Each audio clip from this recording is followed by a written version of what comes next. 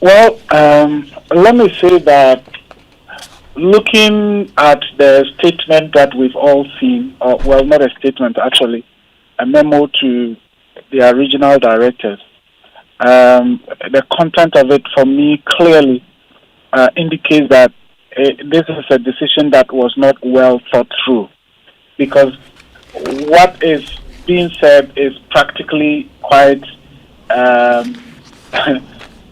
I mean, for me, it doesn't even make sense. How do you say that, as far as you are concerned, when you say media, all you know is TV and radio? So, for the first time, we're not going to have coverage by Daily Graphic, coverage by Ghanaian Times, Ghana News Agency, all the private, newspapers. And then, there are major online media outlets that are, significant in terms of public communication and the media ecosystem in our country. And so you say those are also not going to be allowed to cover.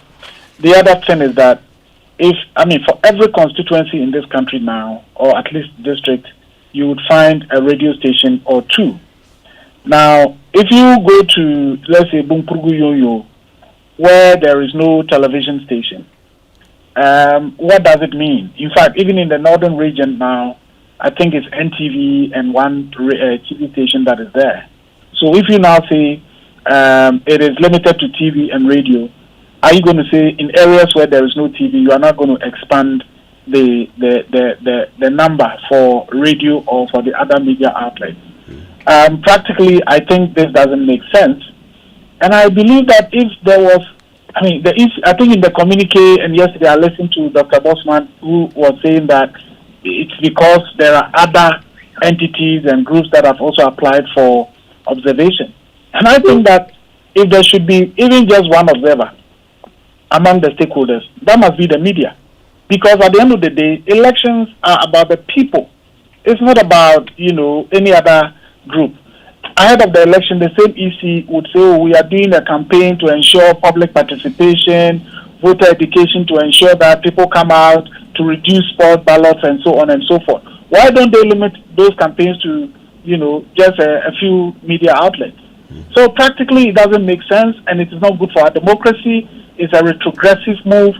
And I have no doubt that they would have to come back and basically revoke that decision, because it would further, weaken the trust deficit that they have. Already we are being told by Afrobarometer data that trust in the EC has significantly reduced to less than 30%.